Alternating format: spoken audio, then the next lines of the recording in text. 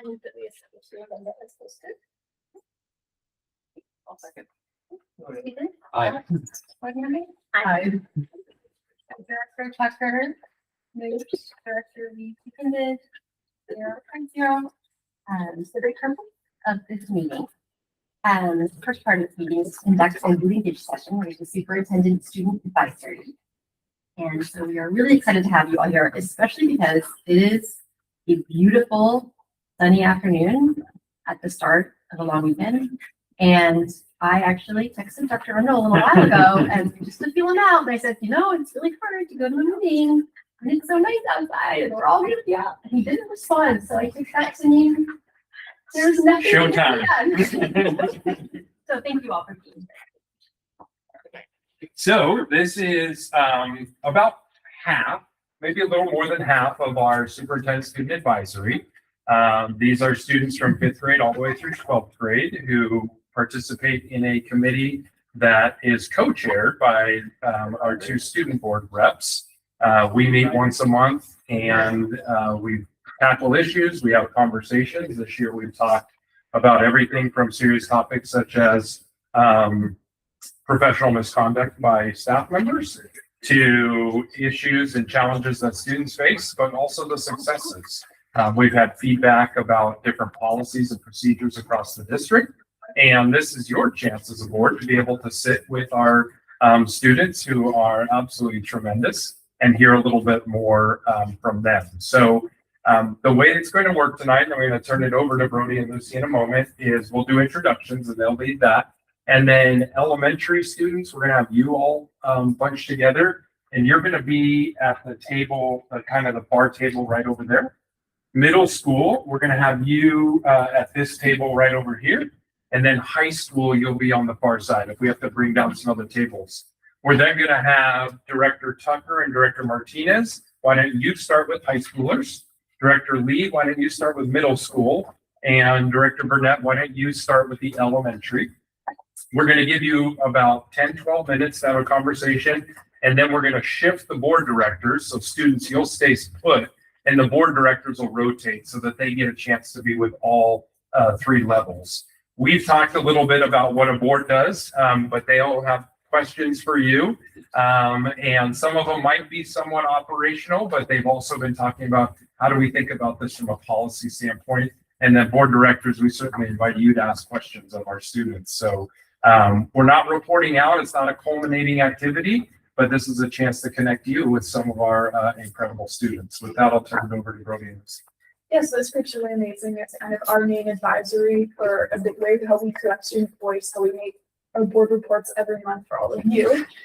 So we can turn it over to our students to introduce themselves with their name and what school they go to, their grade.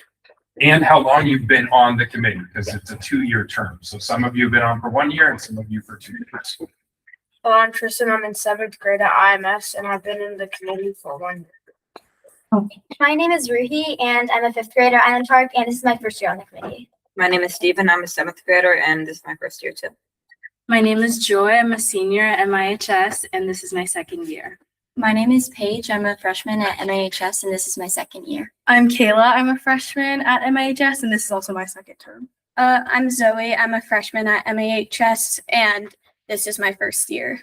I'm Emily. I'm a junior, or I'm a sophomore at MIHS, and this is my 1st year. I'm Kavya. I'm also a sophomore at MIHS, and this is my 2nd year. I'm Lily. I'm a sophomore at MIHS, and this is my 1st year. I'm Koji. I'm a 5th grader. I go to Lake Ridge, and this is my 1st year. I'm Elena. I'm a 5th grader. I go to Lake Ridge, and this is also my 1st year. I am Henrietta. I'm a 5th grader at Island Park, and this is my 1st year in the community. I'm Amelia. I'm a 5th grader at Westminster, and this is my 1st year on the committee. I'm Clara. I'm 8th grade at IMS, and this is my 1st year. I'm Anushka. I'm a freshman. This is my 1st year. I'm Dean. I'm a 6th grader at IMS, and this is my 2nd year on the committee. I'm Leah. I'm an 8th grader at IMS, and this is my 2nd year. I'm Yoranjus. I am a 6th grader at IMS, and this is my 2nd term. I'm Alana. I'm a 12th grader at high school, and this is my 1st year. I'm Anita, junior at MIHS, and this is my 2nd. I am Wyatt. Sorry I'm late. There's some traffic in W. I'm a 12th grader. This is my 1st year on SSA. Great. Yeah. So, I mean, altogether, these are students from 7, 8 different grades. And so that's, I mean, it's a really awesome way that we can collaborate because we can deal with many different district-wide issues as well as school issues because we have such a great launching pad with people all the way from 5th grade up to senior year. And so we've been able to do a few different things. Like Dr. Rundle said, we've had some meetings where it's just discussion, you know, what's going on in our district right now. And maybe the students are asking questions of Dr. Rundle and of us about the board or about what's happening in the district. Whereas other meetings, we've been more project oriented and we've been working on, you know, new student events or how to boost belonging. I don't want to steal all the thunder. And so I think that we should probably start breaking out and then board if you have questions for the students when we break out. And students, of course, if you have questions for the board. I mean, it's literally the perfect time for all of this exchange to be happening.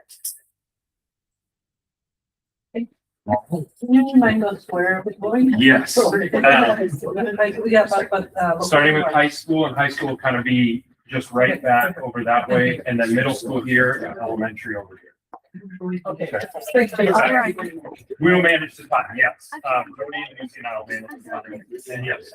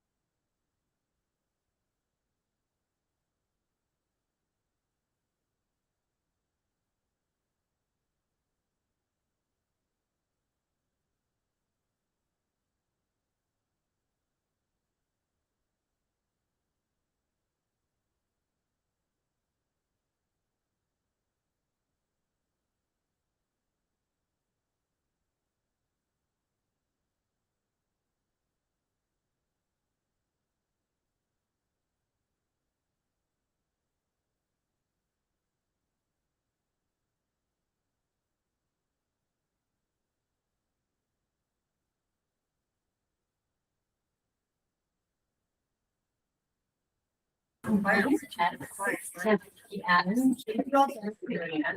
bit harder here because we just got the superintendent advisory committee, and it was, yes. Anyway, it was really fun to hear the perspectives on all kinds of things. But anyway, we really appreciate you being here. We're taking a sharp turn right now. I'm really excited to have you all here today.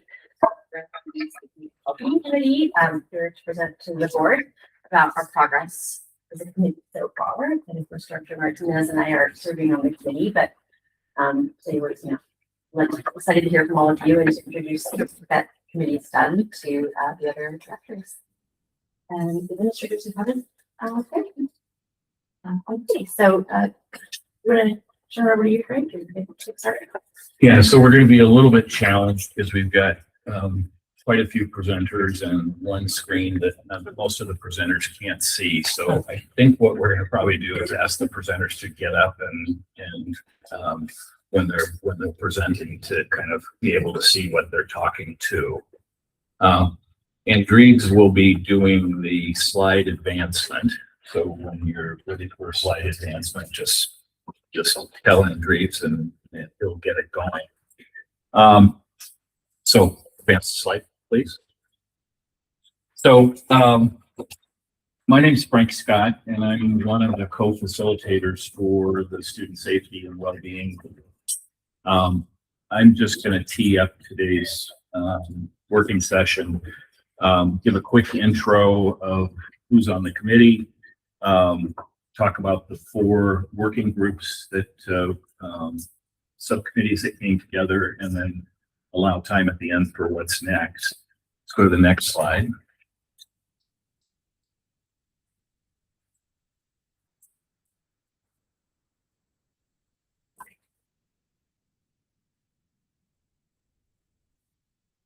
Next slide, please. And next. There we go. So the committee was comprised of district staff, teachers, parents, community members from kind of all across Mercer Island and even some from outside of Mercer Island. Along the left side and in the middle, you'll see kind of the district personnel, as well as 4 student representatives who participated in all the committee meetings and as well as in the subcommittee meetings. And then on the right side, you'll see mostly parents and community members. But of course, many people were wearing multiple hats. There's people from the district who are parents. There's people on the parent side who have some affiliation with PTAs and whatnot. But a good cross-section of 35 people. Next slide. And then we were lucky to have kind of subject matter experts from social service agencies in the Puget Sound area. So probably the 3 that really stood out and contributed quite a bit were MIYFS, who everybody's familiar with, UW Harborview, who participated, and then King County Sexual Assault. And you'll hear from them in a little bit. So next slide. My goal is to talk about kind of what happened over the 6 months. We in the first couple of sessions, we started in November. In the first couple of sessions, we sort of had a couple of different goals. One was to establish some meeting norms. You have 35, 40 people who are in the room together for the first time. You have to kind of establish some rules of engagement. Another, of course, was to get to know each other, but then another was to kind of establish a future direction. So we did that through 2 exercises under the umbrella of Back to the Future. The first was to have the groups describe what the current state of affairs is, but in a past tense. And so the group of 40 broke up into 4 groups, and they worked for the better part of 2 hours to try to come up with a description of what the district is vis-a-vis student safety today, but in past tense. The next session was describing a desired state, the future, but in a present tense. And second session was particularly useful because we kept coming back to it to kind of say, are we making progress towards what we think the desired state was? It was also useful for the group because then we did a survey of the group and said, well, what do we want to focus on? And the group took a vote, and 4 things bubbled to the top. One was to be sure we got a student voice, so we had a special student group.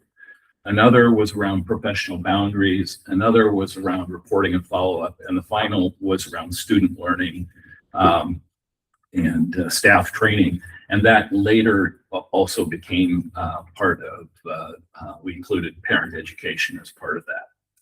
So the group met monthly as the full group, but the subcommittees met at least twice a month, most of the time in person, but sometimes virtually. So altogether over the 8 months, I'd say we met as a full committee 6 times, and then the subcommittees each met about 6 to 8 times. So a lot of hours were put in by the group.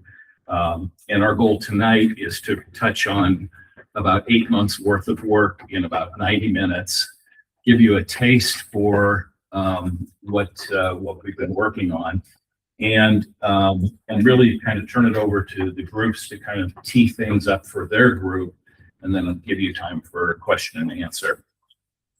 Some observations about how it's gone on, because I've facilitated a bunch of groups like this, never with 40 people who didn't know each other very well at the very beginning. So that was a challenge, but I think we were fortunate that we got a good mix of a cross-section of professionals, cross-section of opinions, but everybody kind of had a kind of a can-do attitude about, yeah, let's see where this goes. Let's be constructive. When we had to put things on the parking lot or say we can't go down that rat hole, we were able to kind of move things up to the parking lot, and we've got a bunch of stuff that's still in the parking lot. But I think after 2 or 3 months, people obviously wanted to know, well, what's the end game? And the end game is a set of recommendations to the school district, which you'll see some of tonight, but we'll do a full write-up that we'll present in writing to you before the June 25th board meeting with Presidium. Certainly hats off to the committee, because there's many people who are here, and Fred and Stephanie and Christina, who kind of served on the committee, the students and their facilitator, Paulette Denman and Matt Steen. This happens because a bunch of people came together and said, let's try to make this work, and let's keep moving forward, and let's be constructive.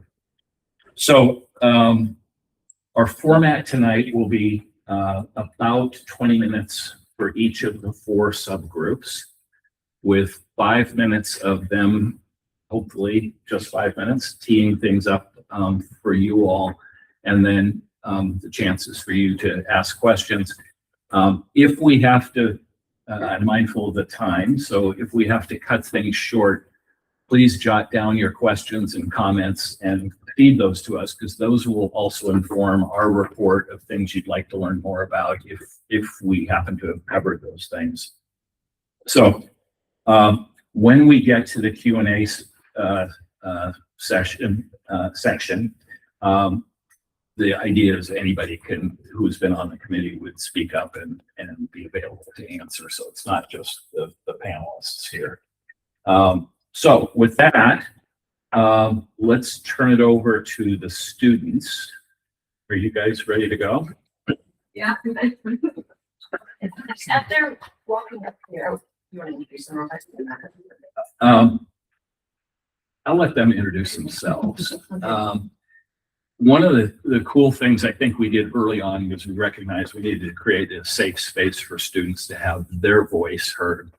And so the students spun out with their own facilitators, Paulette Denman and Matt Steen. And I think that was both healthy for us as a committee, but I think it was healthy for them, and they were able to feedback, kind of aggregated feedback without any kind of attribution, which sometimes can be a little bit scary. And I think you'll hear more about what they did to make it so that we weren't only hearing the feedback from the poor students, we were hearing the feedback from all of the students at the high school. So go ahead, you guys. I just wanted to say that I'm coming up for Director Becker and Director Lee. Big picture, so we're having this meeting now, and then once the report comes back, each of the subgroups in the committee will finalize the findings, and then they will meet with us again.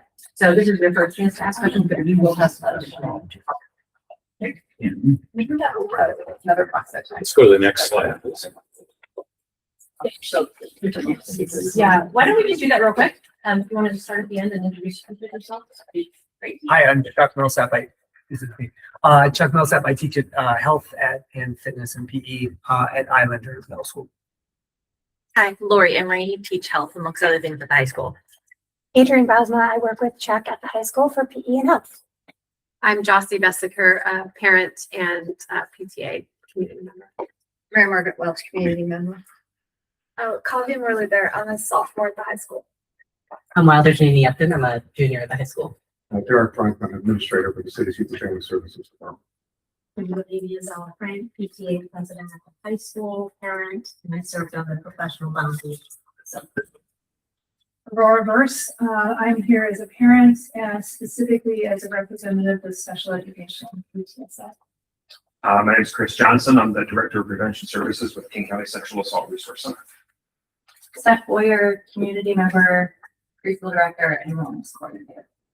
And Mara Bretman, I'm here as a parent, but also to represent the PTA through advocacy. I'm George Gonzalez. I'm the assistant director at Harbor View Music Center. Amy Baxter, director of high school, also community member and parent. I'm Dave Galdon, parent of 4 kids, 2 boys, 2 girls, in the high school, middle school, and elementary level. Also been, involved in Boy Scouts organization, so I'm here as a parent. And just, Thank you so much. Yes, thank you. Sorry, it's a little bit hard to see this, so we might take a little bit of time to say what we're going to say, but I'm Kavya. I'm a 10th grader at the high school, and I'm Wilder. I'm a junior. And not with us today, but we're also very important to our work. Our Maya and Anusha were both seniors at the high school, and they were also both students on this committee, so we want to recognize them as well. And then we also want to recognize our facilitators, Ms. Demnon and Mr. Steen. They were very crucial to our work. We're very glad that we had them, like Mr. They gave us a safe space to talk about what we thought of the committee when we weren't super overwhelmed by there being so many people. So we're very appreciative of that opportunity. And then we just wanted to share today a couple of action items that actually happened in our work in the committee, because it has been 8 months, so we did something. Our first thing that we did was the student survey. So we as the students came together and we were like, there needs to be something that gives all the students at MIHS a place to talk, a place to share their concerns, and a place for them to feel like they have their voice heard. So what we did was we as the students created this survey. So we only actually got admin feedback at our very last step of creating this survey. What we did was we wrote the questions ourselves from a student point of view, and then we worked with our facilitators and more admin to clarify some of the questions and then format them for the very end. But I think what's most important about the survey is that it was student initiated, and it was made by students for the students, because we wanted it to have student-facing language and we wanted it to be a safe space for students to be heard in the first place. So with that survey, we made every question optional, and it by itself taking the survey was optional, but we actually got around 400 responses to the survey, which is really good for high school, because when you see optional surveys go out, usually there's not that many responses, unfortunately. So we thought that there being 400 responses from the school, which is about 35% of our school, is a really good indication of the fact that students want to be heard and students have a voice that they want to share with us. So we thought that that was really important, and we'll go into some of our findings from that survey in the next slide. And then another action item that we're currently working on, or no, sorry. Is this our subgroup video? We had a video go out to the community. I think it was a couple weeks ago where people from each of the representative groups or representative subcommittees in this larger committee like made an update to the community. I think it was about 20-minute long video where we all gave updates to the community, and it's on our website. I think it went out on our social medias as well, and it was shown at it was like advertised at our school as well, so people had the opportunity to watch at their leisure what exactly have all the subgroups been doing. So that was another action item. One of the things we're working on right now is a reworking of some materials. So one of the pieces of feedback we got from students was that a lot of them don't fully understand what boundaries are set by the district between staff and students, and there's just not a lot of understanding, and they feel like there's not a lot of transparency. So what we've been tasked with doing is breaking down some of those denser materials into more student-friendly language, like I did with the survey. So more flowcharts, less words, more graphic organizers that are just really easy to absorb, to really try and push that knowledge out further into the student body. And that's something that's kind of ongoing. We got slowed down through winter with a lot of testing and everything, but we're going to pick that back up. Hopefully those will go out soon. And then another thing we're working on right now is a student video. That's actually been turned over to the Student Senate at the high school. But I'm also one of the representatives on Student Senate at the high school. And what we did was we created a smaller committee in Student Senate itself focused on sexual assault. And essentially with the student video, we wanted there to be an almost like cinematic video on grooming and on sexual assault, so that in a way it appeals to students, as in they will be engaged in the video and they will actually respond and learn well to the education presented in it. So a team of students right now, plus some administrators and some adult advisors, are helping us to work on putting out a student, again, this is a student-facing video that was student-initiated, and it was for the students, because our goal as the students is to have a lot of student initiatives being pushed out to the students, because the response is usually better from students than when it is pushed out by admin. And with this video, we just want it to be a lot of education on grooming that we've talked to sexual assault experts on, some like within this committee. And we just wanted to push out that education to students, because that has been one of the things that was lacking in our district before. Yeah, and the last thing on here is subcommittee participation. We've held meetings. We held a lot of meetings around when we were creating the survey in late winter, around January. And then there's been lots of clusters of meetings for when we've been really working on deliverables. That's a committee. Can you change the slide, please? Thank you. So we also wanted to talk about this. So this is one key point from our survey that we wanted to highlight, which is, do you feel safe at school? We can see that we got 399 responses on, again, this optional survey. And we have more than 90% of students saying above most of the time and in always. So Wilder, do you want to talk about this? Yeah, we were really pleased with this metric. And on the survey, it had a lot of questions on feelings around culture, so feelings around safety in the school, along with feelings around boundaries, what they feel is safe, what they don't, and how clearly they feel that's explained, along with some questions on reporting, and different preferences from modalities of that. But this was one of the first ones we had on there. And then of the roughly 10% that said they do feel unsafe sometimes, or most of the time, that they do feel unsafe sometimes. About 65% of that is student-to-student conflict, which we're not glad to see, but it does show that a lot of the very, very minimal part of the feeling unsafety is coming from staff interactions. And then, so our general conclusions from the survey was that there is a general feeling of student safety within the school, but that a lot of students are unclear on boundaries set by the district, and either don't understand them or feel like there hasn't been enough communication. And we found a lot of reluctance around reporting. Students tend to be really nervous about forms of retribution, whether that be through grades or through social standing with their peers or teachers. Sometimes they're nervous that the school is not going to take it seriously. We had about 50% of students that responded saying that they did not believe the school was taken seriously, or that they didn't know. So that's a big barrier. And then we also got to see that students are really using a lot of different reporting methods. Parents ranked as the top one, but that was really closely followed by our See Something, Say Something app, which is in the high school and the middle school. And then trusted adults were also right up there. And then, so our recommendations for the district and the board as a whole is, I think a key concern that has come up among students, among families, parents, like a lot of our community, is that everybody just wants more transparency, whether that be like more messages and updates through Parent Square, email, on our website. I think that our transparency as a district has improved by a lot, but it's always good for more improvements. So what we as the students would advocate for is just more transparency, because we want to know what's happening in our district and just follow-ups on all of the incidents and just like a clear-cut version of what has happened. And then I can't really make out the end of that, but we wanted to also make a group of students that reviews policy documents. And because policy documents are pretty notorious for not being super approachable and easy to read, especially for us and students who don't have policy degrees. So we want them to be a little bit more easier for people in the community to read, and then also to students to read, because everybody should have access to them. And so by creating a group of students to review them, that might make it more like, that might let people see them more, and then also make people more aware of what's happening, and then allow more of the community to give feedback on those policies. So, yeah, thank you.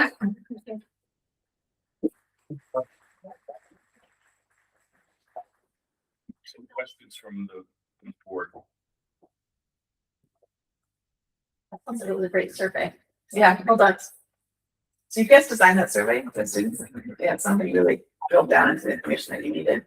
I'm particularly struck when I was reading through all this information this afternoon. I was particularly struck by the percentage of students that feel less safe because of student-student interactions. And is that something that this group is addressing, or is that just? No, that's not a focus of this group right now. It can be limited in scope because it's very important to deal with staff student intelligence. So it's great.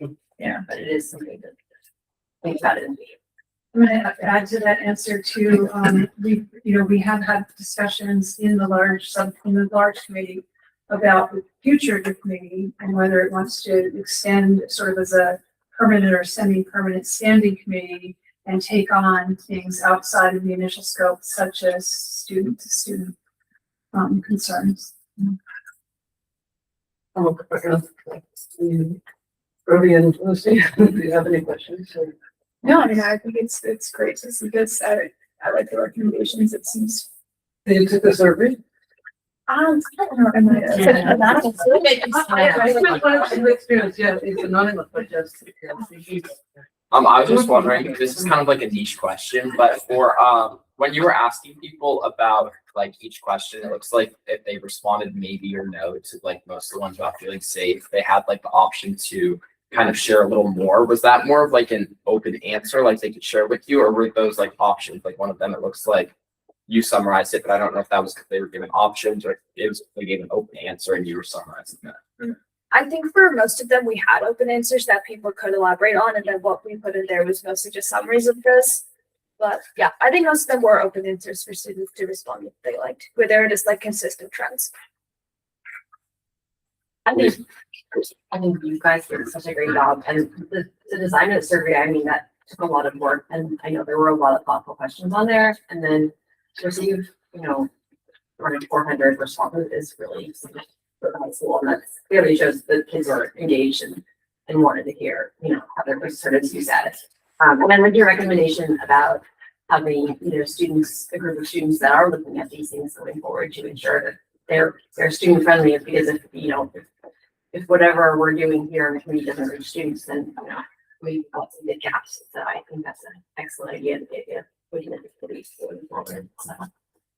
Well, I think just going to add that today we're happy to also have the linkage with the students, and one of the comments from the middle school was about they had some videos from students teaching them how to use See Something, Say Something app, and explain kind of like all the lessons that we have talked to in the committee, how to use it, how it's anonymous, and all the steps. So there was a real apprehension of from that group, right? That they were, Yeah, there was, um, there was a lot of apprehension around, being identified as a reporter of something you know, or not getting to find out what happened after reports. So, when Christina was able to explain it to them, the different options and how, I think it was really helpful. And they were saying that they specifically would love to see something like a video. So if there's something that's made at the high school level that's appropriate for middle school as well, or in partnership. or together with the middle school, yeah. That was it. It's great. But it was more about kind of harassment and bullying kind of at the middle school level, but still important to get some practice using that tool before you end up in high school. Oh, and in middle school, we have heard that it's been used. Yeah. So, absolutely. So, yeah, yes, sharing the feedback from the middle school to the students here in the room. Yes. That's great. Thank you guys so Thank much. you. Thank you.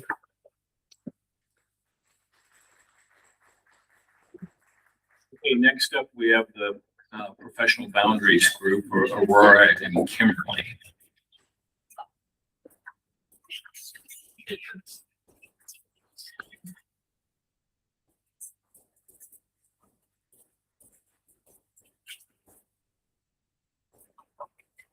Kimberly, take it away. All right, hello everyone. The professional boundaries group subcommittee was really looking at policies, or a policy in particular. And what we know about policies is revising policies is one great way to drive behavior change. When policies are consistent with organizational goals, values, there is less friction, there are clearer expectations, and there is a greater likelihood of people behaving in the way that you want them to behave. And so it's an important step for us to look at the policies that govern in this space, and that's specifically what our subcommittee did. We had about 13 members on our subcommittee. I won't read all the names, but it was a big subcommittee comprised of a couple of lawyers. So we really had some meaty discussion about every word, meaning what we thought it should mean, and including words and phrases and examples that really heightened everything. So we had both a general purpose for this committee, and the general purpose, of course, is to prevent inappropriate staff-student behavior or relationships and conduct. And further, what did that mean, Laura?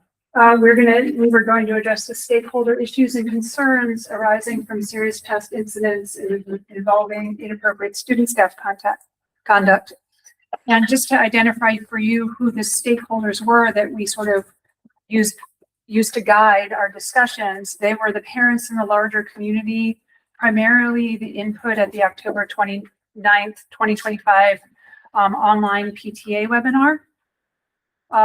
The committee itself, the full safety and well-being committee, in particular, the Back to the Future exercises that Frank referenced, and then also taking into account the student stakeholders and hearing from them, and then trying to incorporate, for example, survey results into our recommendations. And so the specific purpose, what we actually did in the nuts and bolts, was we looked at the professional boundaries policies, which are policy 5253 and related procedure 5253. And the way we did this is we met a lot, but we also had a working document, a shared Google document where people could input proposed edits, comments, questions, issues that the whole subcommittee would see, and then we could discuss in our meetings.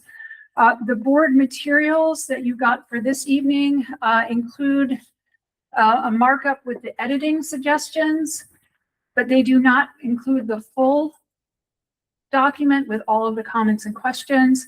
I highly recommend at some point that all of you look at the detailed Google Doc that we have.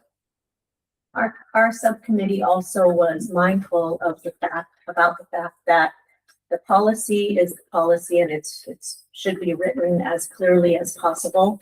But even when you have a clear policy, there are other factors that should be considered. And one of them that we talked at length about was culture meaning ethnicity, culture meaning other forms of identity that perhaps are underrepresented in our school population, and what impact does that identity have on the individual being asked to either disclose or report. And so we looked at the policy through that lens as well, which adds a different nuance to the words that you use, the examples that we provided, and it just makes it not as clear, frankly, and much more difficult. But we were very mindful of that, given that we have a diverse population in our school. Next slide, please. We came up with, as a committee, a couple of insights and a couple of recommendations.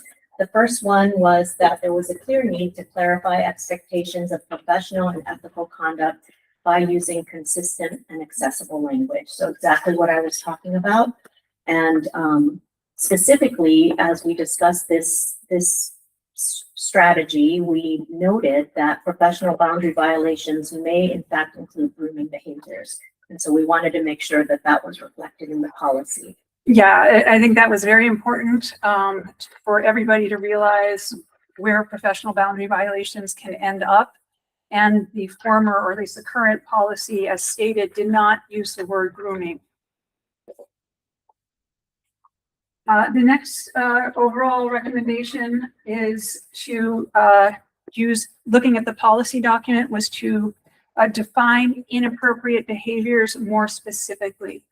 And the way we did that is we expanded on examples in the policy, updated them, clarified them, accounted for different ways that people communicate, for example, electronic communications. And I just want to stress that all of the examples in the policy, whether new or updated, are simply they're simply to illustrate. They're simply examples. They're not the be all and end all, but they are what we saw as common points of contact between students and staff that needed to be discussed and highlighted. So I mentioned newer electronic communications. There's the issue of favoritism and special attention. I think students flag this too. There's the issue of socializing and contact outside of school activities. We have a small community. Parents volunteer for baseball or other groups. They're also coming to school. They may have a volunteer coach who also coaches at the school. There's just a lot of overlap in the world here.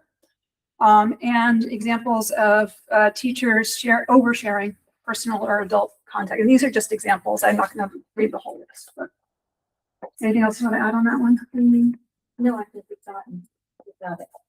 The third insight and recommendation was that we could really focus on prevention by being proactive.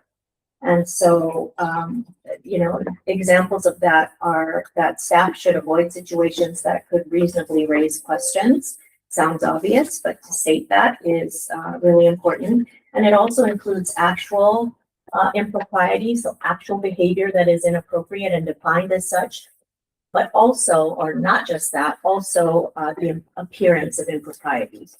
And so to really be asking staff to think about behavior that might rise to the level or might not rise to the level of a defined inappropriate behavior, but may actually raise some eyebrows, and that we have to be really careful around that.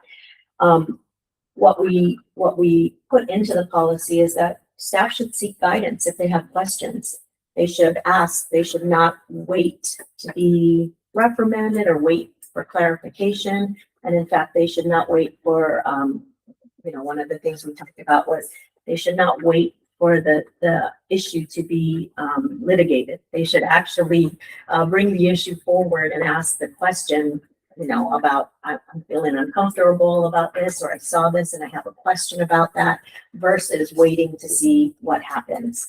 And we also talked about having staff who may have, let's say, ended up in a classroom alone with a student, immediately disclose that to a supervisor without fear of penalty, but more to say, this happened, I was aware of it, I couldn't do anything to prevent it at the time. Let's say the student was very upset, but I want everybody to know what happened. That is addressing things head on and being brave and trying to make our student-staff interactions as transparent as possible.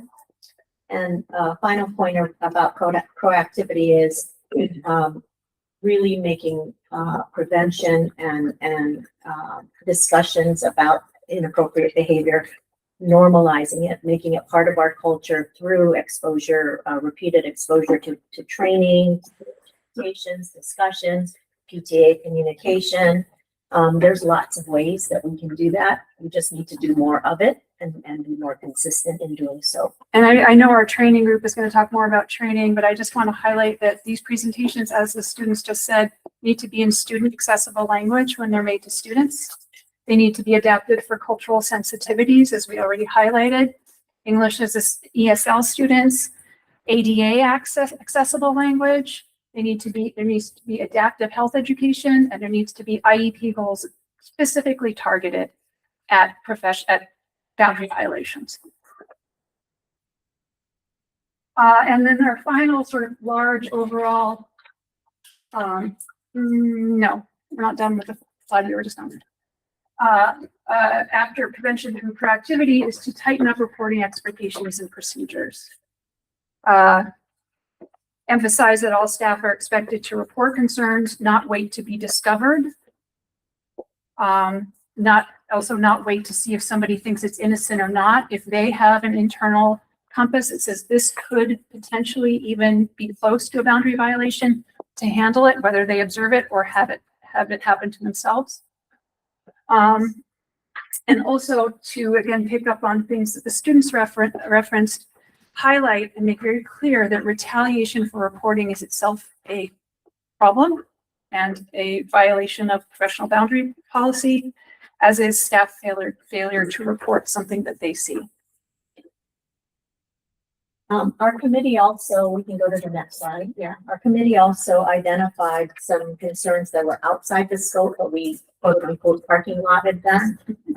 Recognizing that parking lot is really important, that we don't just drive away from it. We actually need to come back to those issues somehow going forward. And the first one was the issue of staff members who have contact with students outside of school. Maybe they have a coaching business, college counseling business, or outside sports coaching, those kinds of activities where they are still faculty members or staff members of MISD, but they're engaging in other kinds of co-curricular activities that are not necessarily MISD supported, really blur the lines for students, for them, and there needs to be a harder look at what we do about that. And I'll add for that, for me, and I think for some other committee members, there's also larger safety and ethical issues with people who are, let's say, credibly accused of a professional boundary violation, and the district knows that they are working with students in other capacities. This is something we couldn't answer in our group, but it's very concerning. The next parking lot is non-emergency physical interactions between staff and students, other than like fist bumps and hey, how you doing? You know, shoulder shakes or whatever. First question is, should any physical contact that isn't emergent or health and safety related be allowed at all? Question we couldn't answer. There's also a need for clarification if it is allowed. For example, one of the things that the student survey will show you is that students are very confused about whether they can hug a staff member or a coach. And the third sub-issue is this, is if there is going to be physical contact allowed, should the concept of consent play a role from day one? If I go to the gym, my gym instructor says, if I need to help you, I'm going to ask you before I touch you. Should we build in something like that, starting with elementary school? A third parking lot issue is staff being alone with students in the course of their normal school business, school operations. There's lots of times where that's the case, right? A nurse and a student seeking help one-on-one from a teacher for homework, meeting with a counselor, MIYFS counselor, TA situations, students who need special care or assistance. Those are all opportunities for blurring the lines, but they are also real situations in the normal course of doing school that we need to look at. And the final parking lot issue is something obviously we're also picking up from the students. Is it the student boundary violations are a concern outside the scope of what we talked about, but we're worth making sure that that issue doesn't get dropped. So in conclusion, behavior change rarely happens through just communication or training alone. Revising policies to reflect current objectives and values enables organizations to encourage new habits, reduce friction, and create an environment where desired behaviors become the norm rather than the exception. We have a lot of hope here.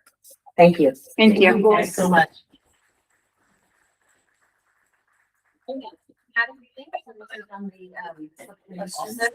First of all, I just want to say thank you so much, Laura and Kelly, for your help with this. And there were quite a few words on this subcommittee, and there was some thought at the beginning that our recommendations be a little more high level, and we couldn't help ourselves, so we just dug right into it. And I think that if you look at the actual recommended changes that we're at right now, done so far, they are pretty severe. And so I just also want to highlight that the reason that we focus on one specific policy and procedure is because it is, the idea is this is the backbone, as you said, that this is what creates the change, right? So we start here, that goes down to then how you're reporting, how you're doing your training. And so I'm pretty excited with the work that our subcommittee did. And we can absolutely share the document with the comments. So we can work on I don't know, we can get access to that for everyone else. I think one of the things as far as this parking lot goes, I just wanted to note that hopefully our hope is that we will receive feedback from Presidium that will help us advance some of these issues. So I hope that some of these issues will not be parking lot issues once we have our final report. Some of them where we got to the point, for example, particularly I felt like on electronic communications or physical touch, right? We realized we were at the point where we really wanted to hear from the experts and to get their feedback. And so before we went too much maybe down the path, and so that's why and so we landed where we did. So thank you so much for that. I really appreciate it. I had a question. It kind of fits into the parking lot area you have about staff members who have contact with students outside of school. Did you guys discuss at all the issue of staff members hiring students outside of school, for example, for babysitting or for like working in a summer business or something in their home office? We did not actually consider that, although I think it's a realistic thing to consider, so it likely happened. I think that would be great to add to the parking lot because I definitely know some instances, not in this district, on the East Coast, where those kind of interactions have been problematic. So. Yeah, I guess it's sort of the larger concept of, outside of school versus in school, blurring lines, regardless of the actual structure of. I think it's both blurring lines, and I think that people tend to stop looking when they see something that they recognize. So they say, oh yeah, she babysits for his kids. Right. That's a set relationship. Everyone knows that's fine. Of course that's fine, right? So then nobody's looking very carefully. So thank you. I loved all the specific examples that you broke out. I thought it was really helpful. Lucy? I also loved it. I thought this was really great. Really interesting stuff. My only question is kind of a bigger question is like, we really want students to have like healthy relationships with staff members and sometimes close relationships, right? Staff members can be a great, avenue for you to like have emotional and it can be really, really important people in students' lives. And so how do you think about like ensuring that there's good boundaries and, enforcing those and telling students will not kind of discouraging them from making those relationships with staff members? Because you talking about like, you don't want to be alone in a room with a staff member. Well, a lot of times that can be, a great place for students to be able to talk to someone along those things that are going on in their lives. So and just when you think about that, you guys have discussions about that. Yeah, that was a priority, and that was especially in light of physical touch also, right? And we also talked with physical touch, with regard to physical touch, about how it's age appropriate too, right? There's a different level of physical touch that's happening at the elementary level versus middle school versus, the high school level when you have kindergartners, for example, that will run up and want to hug or that kind of stuff. So it does change. But as far as, guidelines around spending time alone in a room, for example, we talked about, first of all, there are some adults in schools, some staff, or you're going to be alone if it's a counselor and if it's a nurse. There are different options for that. Like, for example, you could be in a room, but the door would need to be open. You know, so different things like that. And that's another area where I think we'll hear from Presidium about they have some specific recommendations physically on what we can do. Can we make sure that there's a visible, like, you know, window into the room, that kind of thing. But that is an important consideration. And I also think that to a certain extent plays out in when it translates to the reporting into the training and that kind of thing. I think we really struggled, Lucy, with what is appropriate and how do we maintain sort of the humanity in these relationships? Because in some cases and in some cultures, it's natural and normal to hug. And so are we saying that that is no longer going to be acceptable in our culture, in our MIHS or MISD culture? And we were not comfortable putting a right on the same in that because it's really buzzy. And that makes it difficult. I also just wanted to note that Assistant Superintendent Patterson was on our subcommittee and did an enormous amount of work on these documents and our recommendations. And I think that having her involved made a big difference in our ability to understand the different policies and procedures that were already in place and to be able to where the district may go from here. So I really appreciate your help. Any other questions? I just sort of need to move on. Thanks. But we can also, if you have any others, let us know. Until I hear the forecast. Yeah. So we look at pictures and Great. So let's move to the reporting and follow-up group that Steph and Mar and are gonna kind of lead us through that discussion. So again, I'm Stephanie Boyer, and we're gonna fit. But our group really started to dive into reporting and follow-up. What's interesting about this, and as we started, was really it was a continued learning because we weren't starting from scratch. We already had processes or policies in place for reporting and follow-up. However, we did learn there were some gaps in some areas that we get to continue learning. And I think it was actually a really beautiful process. Both Principal Wold and Assistant Principal Gallagher, soon to be Principal Gallagher of IMS, sat on our committee. And so we spent a lot of time going through scenarios because there's a lot of nuanced kind of pieces to reporting. And so walking through those scenarios kind of helped us flesh out and to see where gaps and where the learning pieces can be, where we can enhance our reporting. So we have 6 different areas that we are going to recommend as far as diving a little deeper into policies and systems to be strengthened. Again, not starting from scratch, which is, I think, great news. So we ended up talking about this reporting and pathways and systems of clarity in kind of this menu option. And I think now that we're the third group, you're going to start hearing some of the same language in our subcategories because there's a lot of intersection for all of our subcommittees landed. But kind of having multiple access points for people to report in ways that they feel comfortable. So whether that's a trusted adult, whether that's calling KSART, whether that's see something, say something, but just really making sure that our students and staff and families know that there's a multiple menu option to report. So if you don't feel comfortable in one, there's another option because we don't want that to be the barrier. We want the information. And then in our research, we found building trusted networks that kind of goes along with those menu options and safe space for people to report. And Teal Ribbon, we learned of this through KSARC as a program at I keep wanting to say West Mercer, West Seattle High School.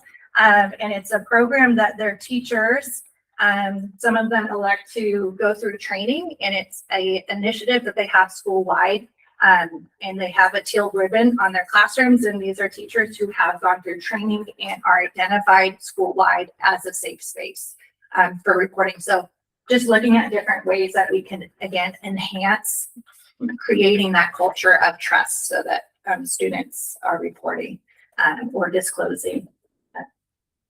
Yeah. And then follow up to some of the students survey, working with student facing language and education and kind of a flow chart. There's a flow chart for staff and kind of how to report student staff to staff and staff to student. And so kind of taking some of those pieces and again, making them student friendly. So again, that's that like intersection where we all get to do this work together. And supporting reporting is follow-up, right? Which came up a number of times that people don't want to report unless they know there is going to be follow-up, and then they have some sort of what the follow-up is going to be. So that follow-up is important not only for its own sake, but it's also important for reporting. So one thing that we recommend is to create and communicate comprehensive written procedures for follow-up across schools. We received a one-page document, which was very lean and high level about how reporting or how follow-up happens. Given the varied nature of the kind of reports that come in, I think we as a group thought that adding more complexity, flowchart, matrix in these situations, this is what's expected in these situations, this is what is expected, then these are the steps to go through. Being very important. And then obviously communicating that with students in language that makes sense for students so that they can understand what's going to happen if they report, and then we can help set their expectations and encourage them to report, because then they think there is going to be follow-up. One very innovative idea that came from IMS, from our incoming principal Gallagher, is that she's using the See Something, Say Something tool, not only as a reporting tool, but also as a follow-up tool. So she's been able to get onto the tool and interact with students anonymously. Students remain anonymous, but she's able to, if she needs more information, if she responds quickly, she can often get more information, and then she can actually use that tool to communicate to students, this is what happened as a result of this report you made, which encourages more reporting. So I thought that was a great example of what's happening at IMS. And you also noticed from the survey that a lot more students at IMS are using See Something, Say Something. So it's good, it's happening there, right? So another point on follow-up is to establish mechanisms for periodic aggregate reporting on the system's response to ensure continuous improvement and foster transparency and accountability with the community. So this really gives the board, I would think this would be something the board would want insight into, is sort of how many of these cases are we seeing, getting some of the data, which is all aggregated, to really understand what's happening in the districts, how many reports are we getting, what are the responses, what are the severity of the reports. Seems like it could be really helpful information to have going forward, and it would also help the district start to create a kind of continuous improvement feedback mechanism to be able to improve and find gaps and improve those when it comes to follow-up. Great. And then staff training and roles. What we observed around staff training and role clarity is that there are opportunities to strengthen consistency across our district. So the first point, standardized onboarding and continuous training for all staff, including substitutes and mid-year hires. In those scenarios, that's kind of the areas where we saw maybe there's a great onboarding in August, but as people are hired or substitutes kind of rotate around, if there's kind of an inconsistency in just those pathways, there's gaps then in kind of how situations are handled, which could be confusing for students or even families, as depending on if they have a high school student and a middle school student, kind of how staff responds or does those follow-ups. So we really want to synchronize kind of across the district. What I didn't know is we, one of our big, a lot pieces would be to stretch down to elementary. We really focused on middle school and high school as a subcommittee at this point. The second point is equipping staff with in-depth training for roles, specifically supporting students with IEPs and 504 plans. And again, in those kind of scenarios, that's where we were seeing some of those gaps of just those nuances of really how to be human-centered and caring for our students and making sure knowing those nuances and cues when there's language differences, just different aspects to that reporting. Also within there, we talked a lot actually about power dynamics and how that influences reporting, and how that can influence the willingness to report a concern and how adults interpret to respond to those concerns. And again, similar to the other committees, peer-to-peer came up a lot in those reporting or instructional parapros and versus certified staff. So just really unifying the training in reporting and follow-up. And then lastly, clarifying systems and responsibilities that involve union process and external agencies to create clear understanding, expectations, and accountability for follow-up communication. So again, knowing that there's a lot of people in play when it comes to reporting and follow-up, and not only as internally as the district and staff to understand when and how those players in the reporting starts to expand as far as investigations or whatnot, or union protections for teachers, but also for parents and other people to understand those pathways so that that transparency of trust continues to grow. Okay, and then finally, policy alignment and system coherence. We looked at the sexual harassment policy, which is 3205, as well as procedures 3205P. And so our recommendation broadly is to strengthen those policies to enhance student safety, clarify what constitutes misconduct, and expand the tools that are available to the district in cases of alleged misconduct. So I will say my background, I was working a lot with the criminal justice system alongside it, working on issues of both adult sexual exploitation and child sexual exploitation. And the legal framework for those two was very delineated. It was extremely clear that these are two different things that were treated in two different ways because of the power differential between adults and children.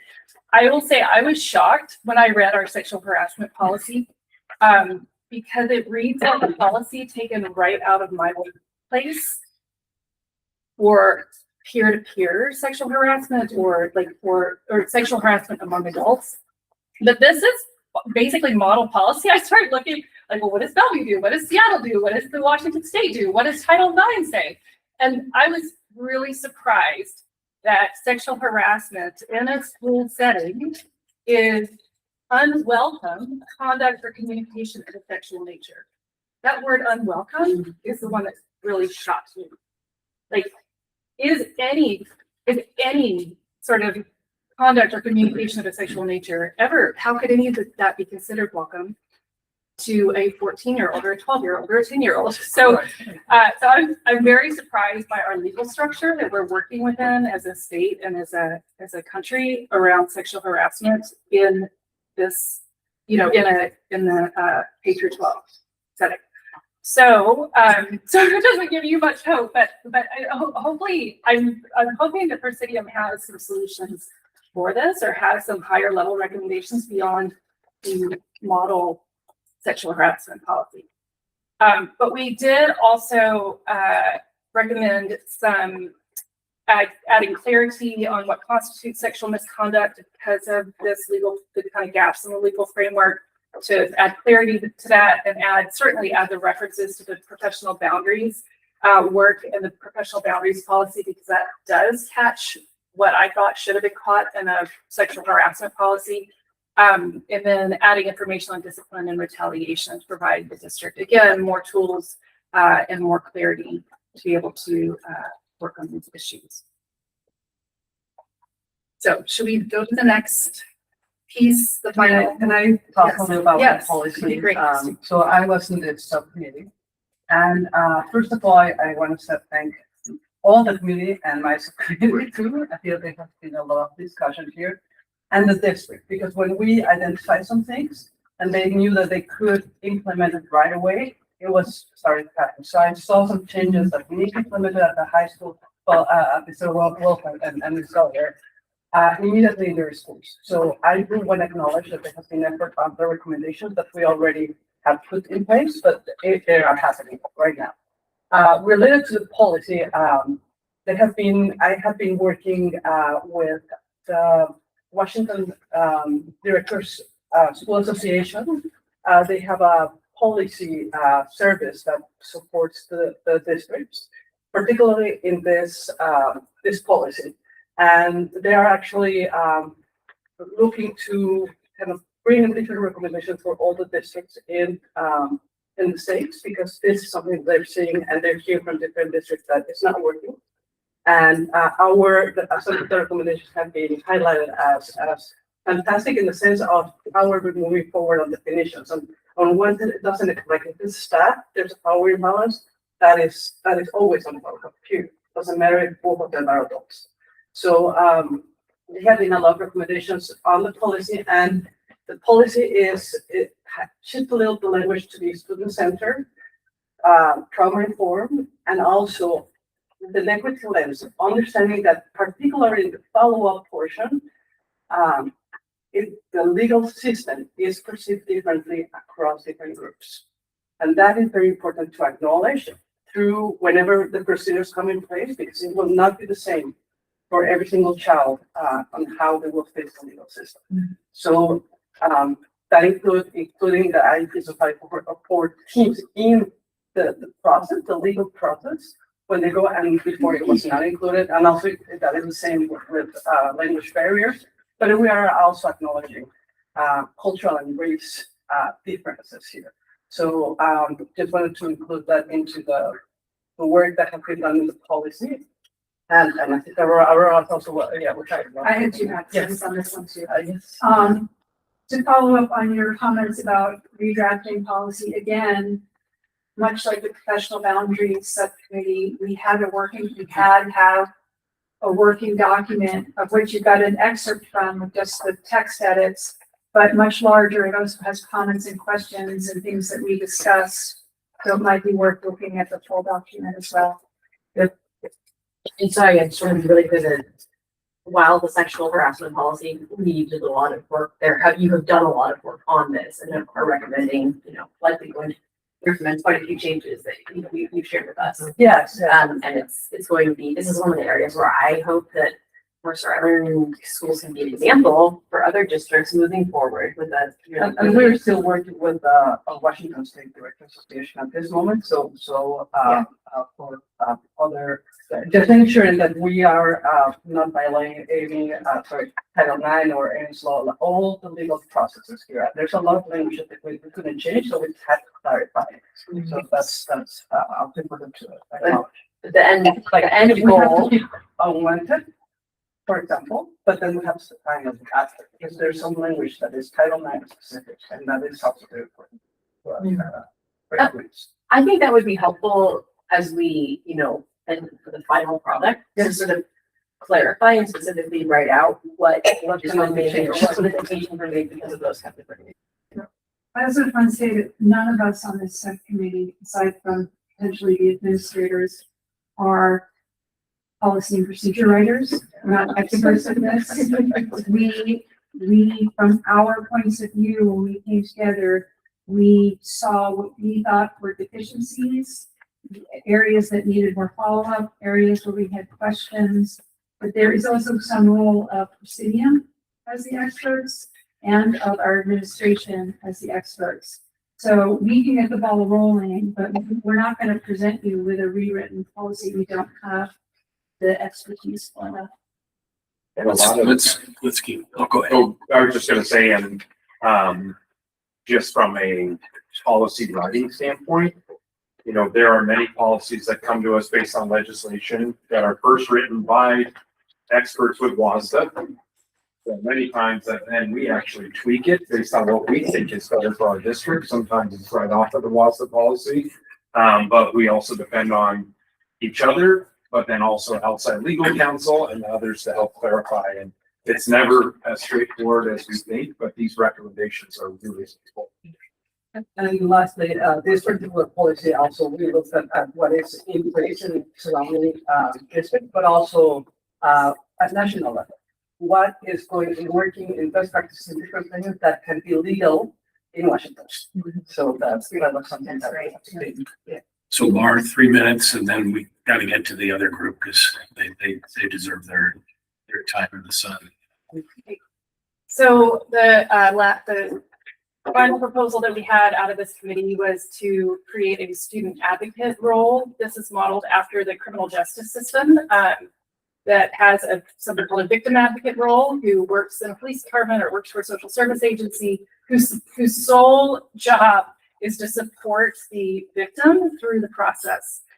So we named the student advocate, and the teacher has the union, the district has its attorneys, right? And we want to provide a person for the student who is trauma informed, culturally competent, and able to support the social and emotional, provide social and emotional support to students and their families as they go through this incredibly difficult, often re-traumatizing process of follow-up.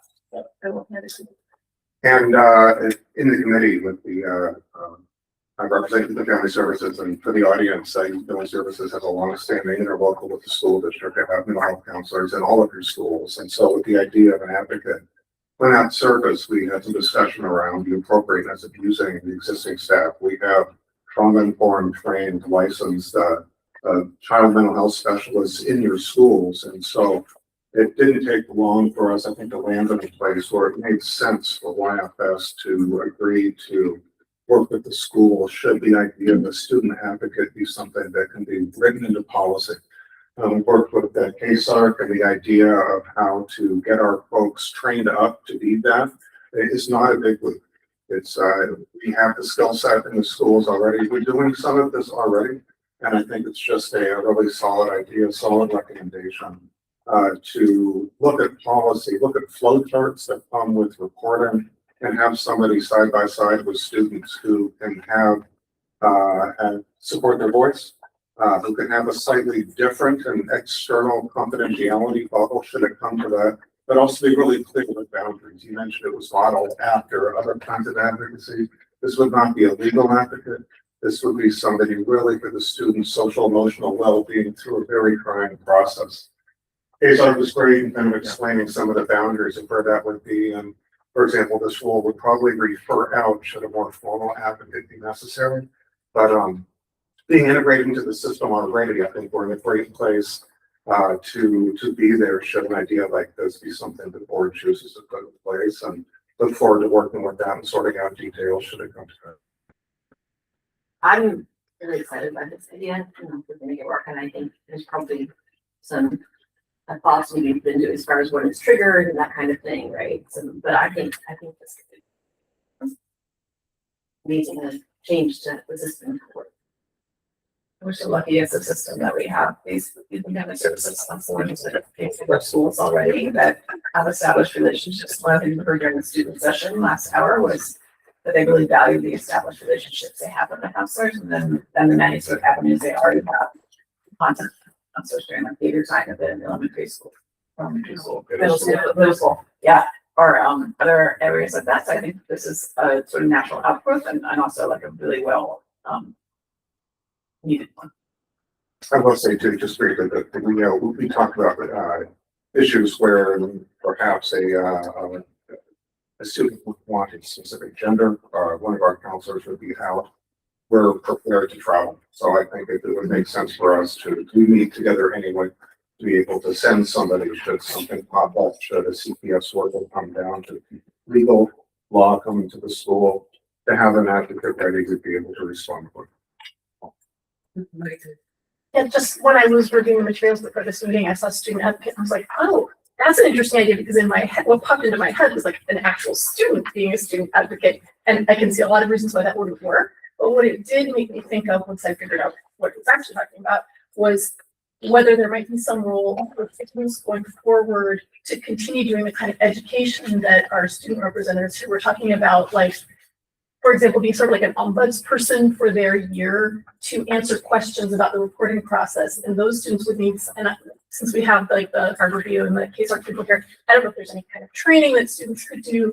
They would certainly need to be trained in confidentiality to not be like, oh, so-and-so asked me about the reporting process, right? But it would be, I think, cool if there was someone at the student level also that students could be like, well, I don't know about that process, but I heard this kid knows about it. I think we actually discussed briefly adding students to the teal ribbon identifier.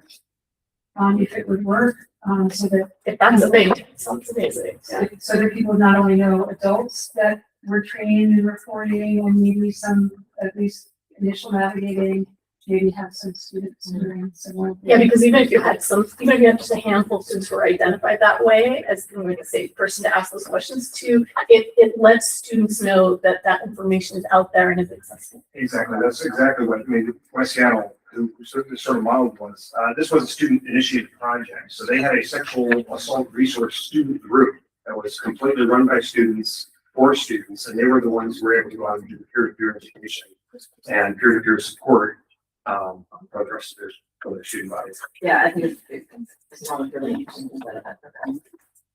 Okay, let's move on to Yeah. the best part. Thank you. Student learning, staff training, and parent education. We standing? Yes. Yeah. Okay. We're standing.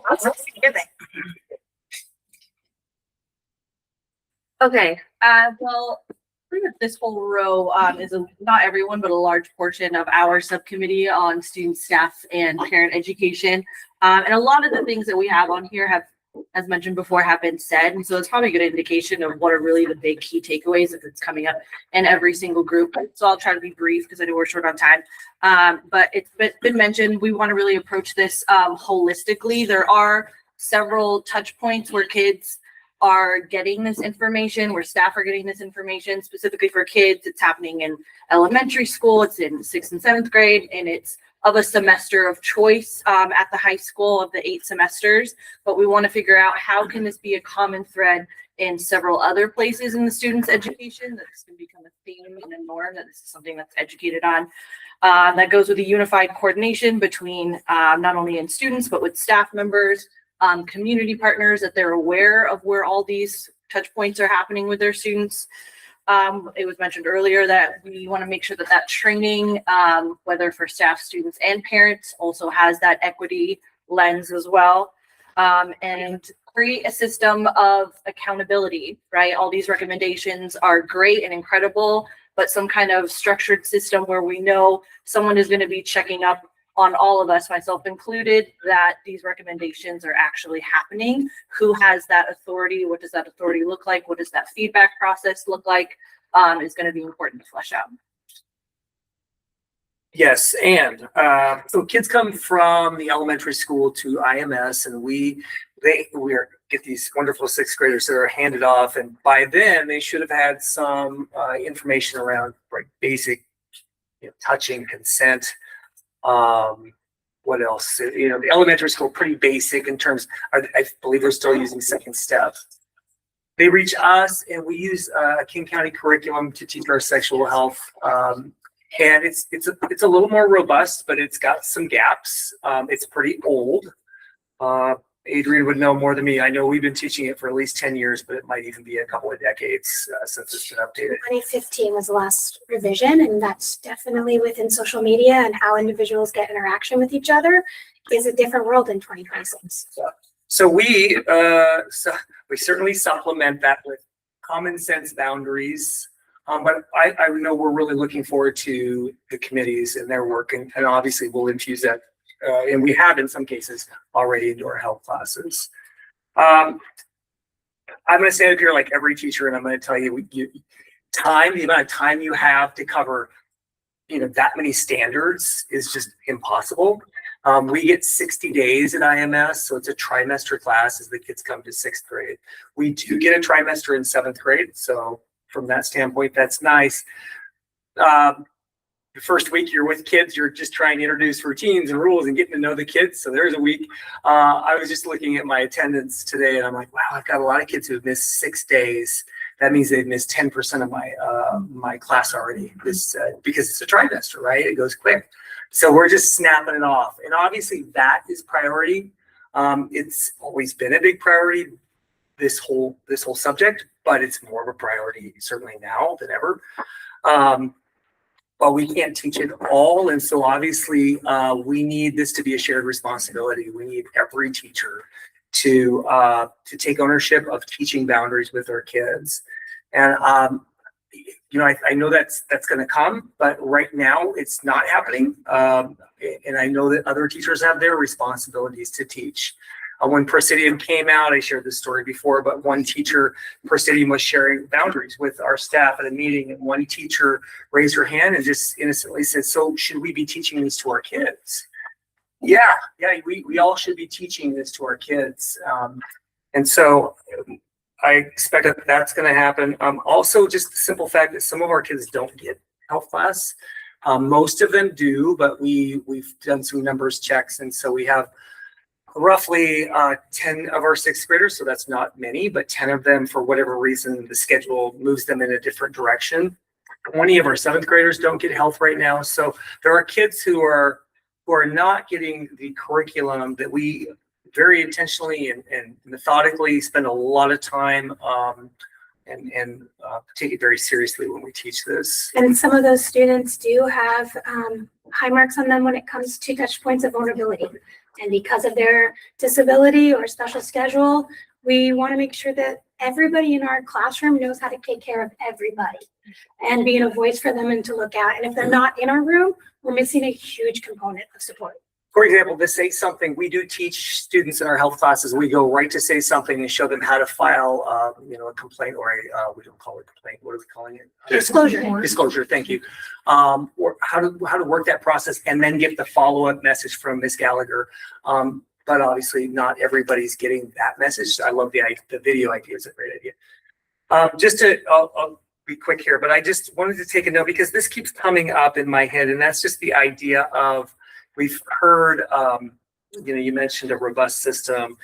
We have roughly 70, my math might be off, but about 70 teachers who should be teaching some health lesson at some point along the way, right? Most of that is K through 5, right? Every year they should be getting some health curriculum. There's a lot of people that are part of this. And I would love to see a map that shows and articulates that all the way from K through 12, what we're teaching kids. And I think a lot of our parents would like that. I guess what I'm saying is I could see a district support. We call them some districts call them a curriculum support specialist who comes along and help beef up our curriculum, add some of this new information that we're obviously going to be looking at coming soon. We have 70 teachers-ish who are teaching this, so let's hold those teachers accountable and make sure they're teaching what they should be teaching, when they should be teaching. I think that's really important. I got a lot more reasons for that position, but I'll stop there. Well, on that, and just moving forward, and then note that we haven't had a K-12 health curriculum review with the district since started my first year, which would be 2013, 2014. It's a rotation of every 8 years, and it landed in our COVID year. And others, when we brought this up with our administration, our voices were heard, but the implication was expressed to us that there's other classes at this time that are more valuable within that review in our time. So there's also other. It is not unusual to have a curriculum support. I know that some of the other subject areas have a curriculum support in some capacity, somebody who can send a message, get the group together. I've never been in the same room. I know we're all on our machines, but to be in the same room and articulate across grade levels is so critical. I would love to see that happen. I feel like if I put that message out, I know a lot of people would show up, but I don't know that I would get how many people would either. And with that, also moving forward is utilizing the programs that we already have, but making sure that we have more value to them. You talked about students being an advocate. We have our web program at the middle school, and we have leaders as 8th graders who are connecting with 6th graders at least twice within each trimester in small groups that create formations. Ms. Klein and I worked through that as a school counselor. There's only 2 of us in a program that used to have 5 adults. And so just thinking about value and time and what do we want to make sure that students get well-rounded so that it's not just the idea of I can do this, but I can look out for other people around me and I can be in a spot where people are looking out for me. So a big message there that I think we all believe in, but I want to make sure students also have a moment where they know when they have those moments of a yellow flag, not just a red flag, but a moment of a concern that they believe in that concern instead of push it down and hope for somebody else to be a passive participant in their worry, but rather be their active voice and to move on to that. So we have work to do, and I think that also connects with our parent ed. So if that's okay, I'm gonna pass that on to you. Before you go on to that, and first, actually, I want to say that when we had the middle schoolers here, or the kids here earlier, I asked the middle schoolers what their favorite classes were in the middle school, and most of them said health, which I didn't see coming. So, yeah, off you guys, you're all being wow. Can I just say something too? We all teach multiple subjects too. Yeah. So we're running across to the gym and we're getting back. So that means a lot to us. Yeah. So thank you. Of course. And so one of my concerns is at the high school level. Did you talk to any, like, I think that it would be useful to have some training initially when the kids are starting high school, so they sort of roll into it knowing what, like, what's going on and what they should expect and what the boundaries should be. And yeah, with research, it's not like 15 is the age to start teaching this. Research is 11 when it comes to understanding your voice and practicing it and being confident in it. And so it's really making sure that when that touch points happen, having that voice being strong at 11, but really recognizing and practicing and applying it in 5th grade and 3rd grade and 1st grade. And so it can't just be a moment where we show a lesson that's 2 days. Processing information that feels uncomfortable with interpersonal conflict or interpersonal conflict has to take at least 5 to 7 opportunities for people to process and practice and apply it in a safe space where they can be vulnerable. And when you have 60 days with a student, you have to get vulnerable with them. At least on day 40, they start to unpeel things for you and start to be like that onion and say, hey, I can share a little bit more about who I am. So Lori does a great job, but she also doesn't see some of them until there are seniors. That's what I'm concerned about, Yeah. that there's just not that much help at the high school right, the requirements. And so did you discuss any other ways of getting, having kids be trained, what they should expect, and how to keep themselves safe? There's been a lot of discussion at the high school, and some of it has already been done by a lot of our staff members, and our link clue leaders do like at the very first day of 9th grade, like this is how high school is going to go. But there's also been some discussion and lessons done later on, closer around to like curriculum night, after a couple of weeks into September, of some training for students and parents to be like, this is how you do high school in so many different areas, like study skills, how do you use Schoology, and that might also be an avenue where we have a few minutes on this is, boundary education too. So there have been discussions on that, not specifically on this, but I think there's some places where it can be included. I can kind of wrap up a little bit with Mary Margaret on our committee. I think what we've heard tonight and what this group of amazing people has done over the last 8 months or 9 months, I think our community and our district found ourselves in a place where the lines were blurred. There was inappropriate things going on for way too long, and it became the norm. And so I think staff and students, parents, coaches kind of forgot what is appropriate because these behaviors had happened for so long. So I think looking ahead, the goal is to come together as a community and to change the culture in this building in every area in Mercer Island. That starts with staff, starts from the top, I think, and it works the way down. I think, we've heard from teachers, we've heard from our community partners. It takes all of us, from the administration level, from the school board level, from the teachers. We want every single person that walks into one of these buildings or onto a field in Mercer Island to be very clear and understand what a boundary is, what is safe, what is appropriate, and be able to hold everybody accountable for it. So if you recognize the behavior, you say it and you report it. And, we can get in where, all of these things that are happening are so great. And we're getting into the nitty gritty. we're reviewing our policy. We're going to update that so we have the right language. We're involving these amazing students that are number one, I think, in connecting and being able to communicate with. That's why we're all here, right? It's for the students. And so including them and the work that they have done already is paramount. And hopefully that continues. I think reaching them through the videos and through the social media and the way that they're thinking and acting is amazing, and that all of that work should continue. I think, as we've touched on, there's the, student training, student learning, staff training, and parent education was our subcommittee's focus. So we went through how the staff learns, how the students learn, and how often that happens. Bottom line is it's not happening enough, and it's not clear and executable. It's still kind of blurry. Staff goes through a massive depth training in August before, it's check the box. There's not the whole system needs to be revamped. The kids get a little bit in elementary school, which is probably age appropriate.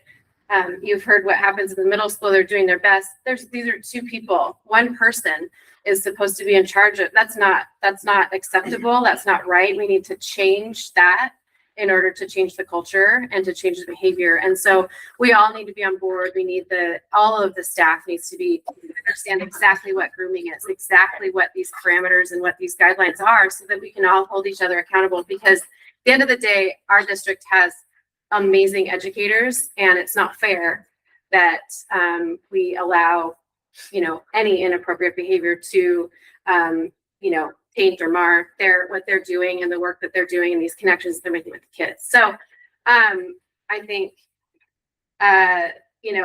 supporting them, one little blip of this is inappropriateness in 7th grade, maybe minus 10% of your kids, and then maybe not again until senior year, not acceptable. Period. End of story. Not acceptable. No one is going to understand. No one's going to learn. No one is going to be able to model appropriate behavior if that's our teaching point. So I think, however we can involve the staff, I think that there is, it does start young, age 11, but there is a massive gap between that 8th grade and that 9th grade year, and these students that are coming from the middle school and walking into the halls of the high school with a free period most years and lots of free time, and the relationships are different. I think when you are in high school, these teachers they're really shaping, the next step and the life path of these students, and that's so important.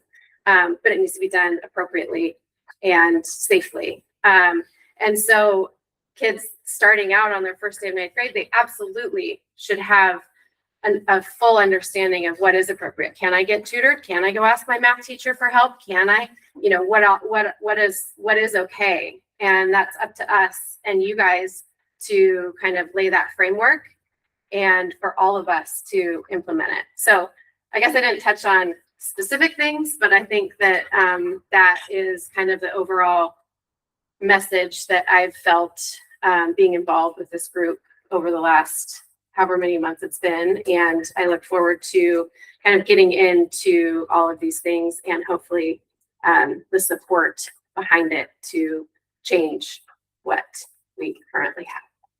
So often what we need to pay attention to is the number of times that we reach students with these kinds of conversations is not enough. If we really care about making changes to the system, we have to all commit, and it's going to take more than just a conversation or a survey or just a touch point here or there. Only having opportunities to work with people who are trained in these kinds of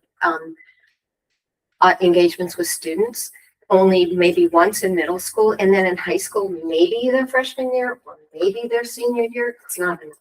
This is about building authentic and honest relationships with young people, giving young people a place to understand what are the boundaries. You've heard this from the surveys that the people have put forward. And in terms of policies, it's not actually enough to write a policy. What's important is that we all have to understand what that policy is. We have to engage with that. We have to engage with students. We need to stop brushing things off with just like, oh, we'll show a video or we'll have one assembly. We need to give powerful opportunities for students to have conversations with one another, to build trust, to build relationships with one another, and if they're called with the teachers as well, to build those kinds of honest dialogues that are important. So we believe that there needs to be more continuity between grades 8 and 9. We need to make sure that there's more conversations as we've had. The teachers need to understand what that mythical child looks like as they move through.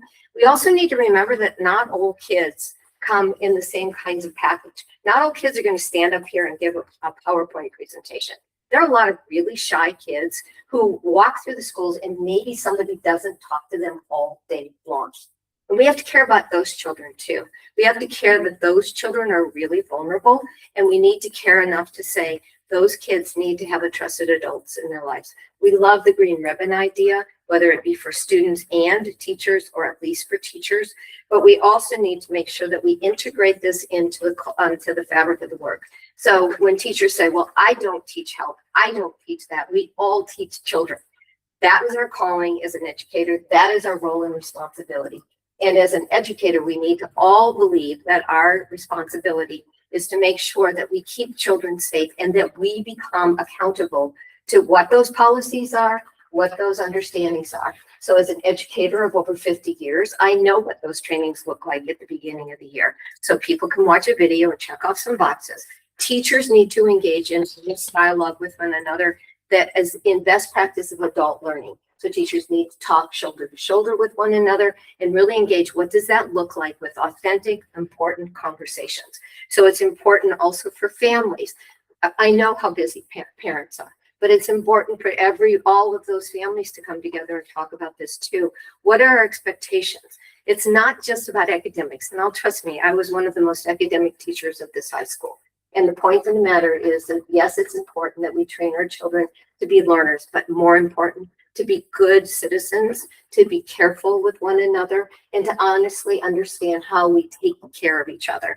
So really, I think about when we talked about this, these people are doing wonderful work, but we all need to do that. And if we're going to just put a bunch of check marks on the box, that's not going to be enough. What we need to say is, this is the recommendation of this committee to this district. Who's going to take it up? Because it's not going to happen if we just tell you what to do. It's going to happen because it's imperatively important inside of a schoolhouse. It's really important that we care enough about our young people to engage them in honest dialogue and honest conversations and help to train them about what is appropriate and inappropriate behavior. And so all of those conversations need to start taking place. But it's as Jossie just said, it's about a community. So we think that we need to build in opportunities to have peer mentorships, more conversations for kids to have with one another, and that it really needs to be reflective of what the school district, not just the district level, but inside the school and the students want. These young people are old enough to start making good decisions about those kinds of things.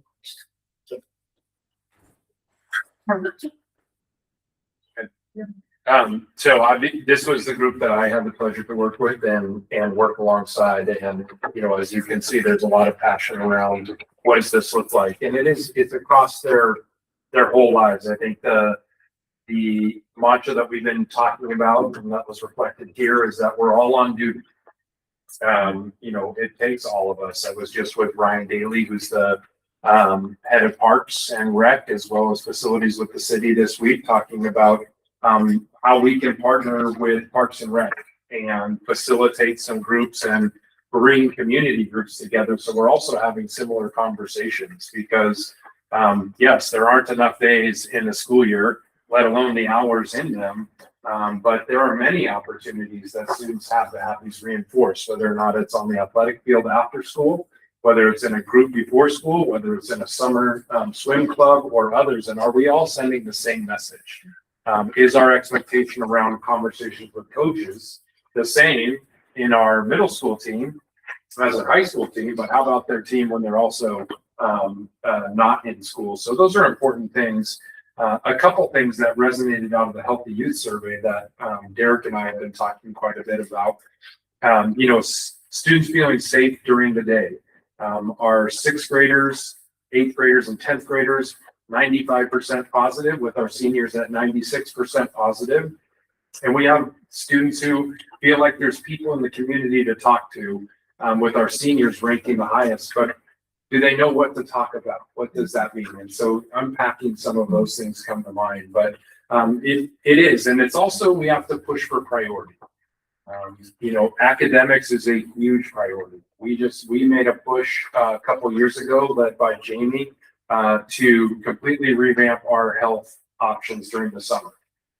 It was not popular amongst this community to say that you have to come to actual school during the summer for summer school, and you can't just do an independent study and check in once a week for 6 weeks and do some projects.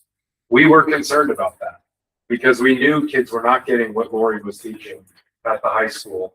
But we had some angry community members saying, this doesn't fit in our summer schedule. This doesn't fit in this. We just want to do this. We have parents who want to opt out of different things, and there's only 6 periods at the middle school.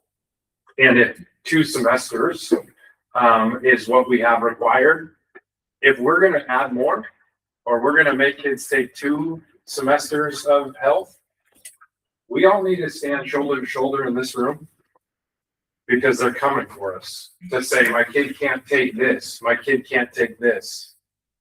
So it is a community thing. The drug of choice in this community is alcohol. Our rates are way higher than the states.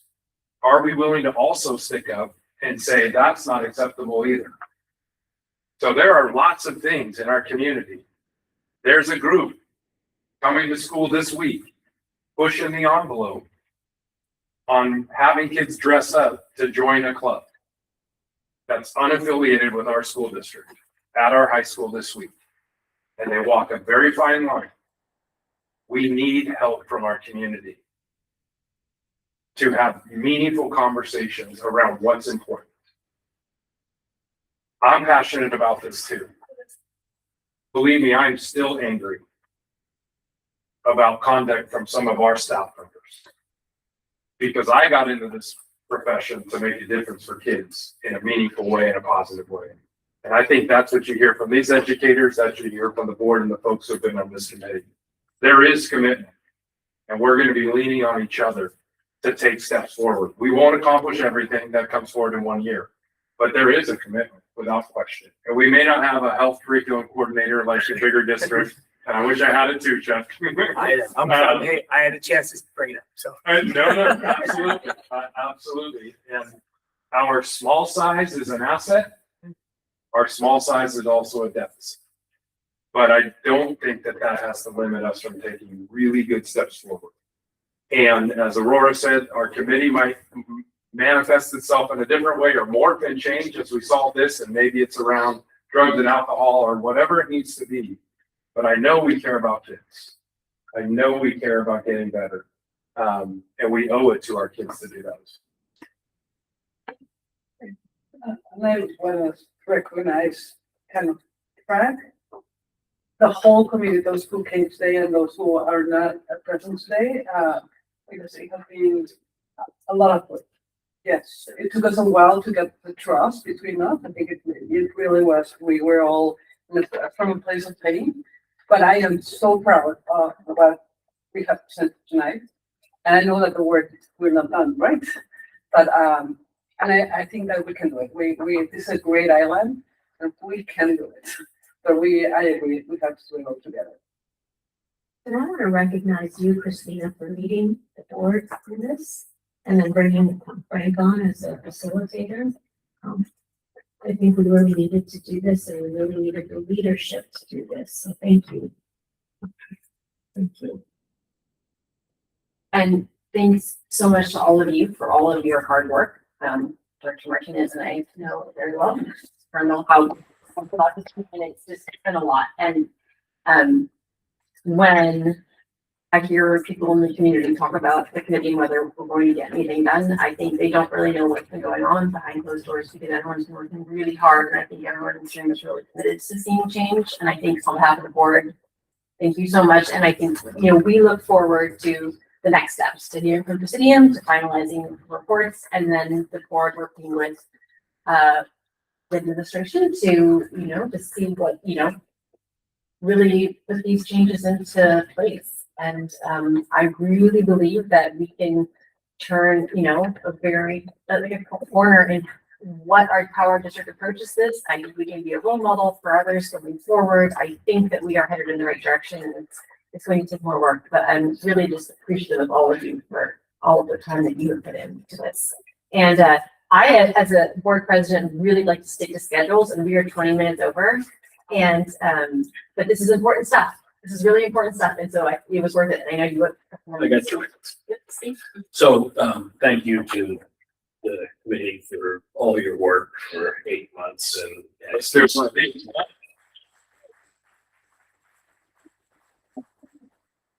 Show up and continuing to kind of build on each other's ideas and whatnot. Hopefully you've seen, you know, just a sprinkle of a lot of good work tonight. There's unfortunately too many things on the parking lot list that we're going to have to tackle and decide whether that's a priority or not. But just giving you a roadmap for the next 3 months, at least, as the committee goes, we are slated to receive, and you are slated to receive, the Presidium report on roughly June 18th.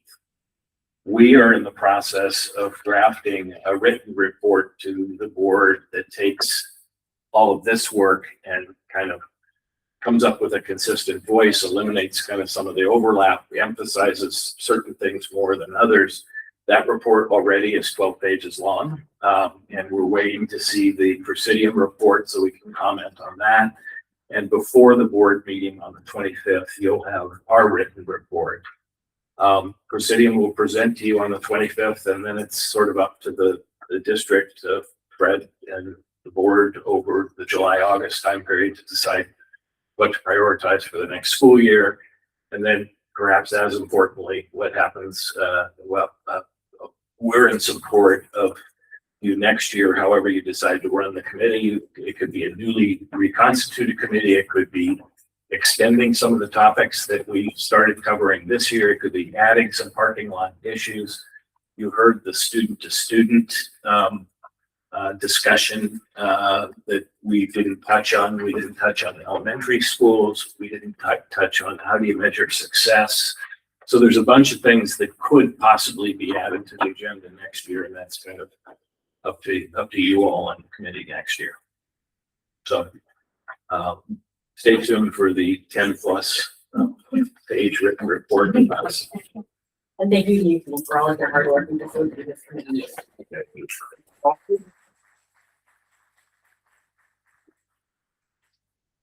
With that, then motion to adjourn. Aye. Forward. Aye. What is the second? Jody, Director Lee on the motion and Director Chucker on the second. Sorry.